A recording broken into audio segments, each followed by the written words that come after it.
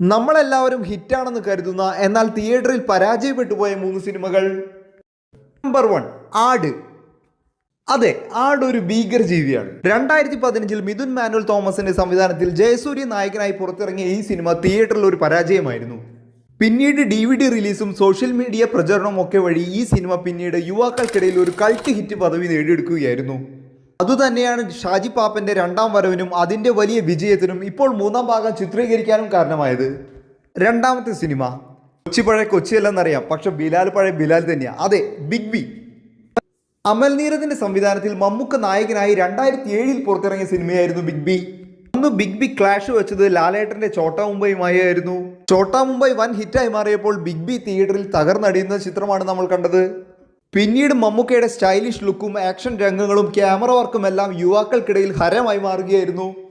അതുതന്നെയാണ് ബിഗ് ബിയുടെ രണ്ടാം ഭാഗമായി ബിലാൽ എന്ന സിനിമയ്ക്കും അതിനുവേണ്ടിയുള്ള കാത്തിരിപ്പിനും കാരണമായത്. അപ്പോൾ തേർഡ് വൺ, വന്ദനം. പ്രിയദർശൻ ലാലേട്ടൻ കോമ്പിനേഷൻ 1989 പുറത്തിറങ്ങിയ സിനിമയാണ് വന്ദനം. ഈ ചിത്രത്തിലെ പ്രണയരംഗങ്ങളും ഹാസ്യരംഗങ്ങളും പാട്ടുകളും എല്ലാം തന്നെ മലയാളികൾ നെഞ്ചിലേറ്റുന്നവയാണ്. സിനിമ ഇങ്ങനെയൊക്കെ ആണെങ്കിലും ഈ സിനിമ ഒരു തിയേറ്റർ പരാജയമായിരുന്നു.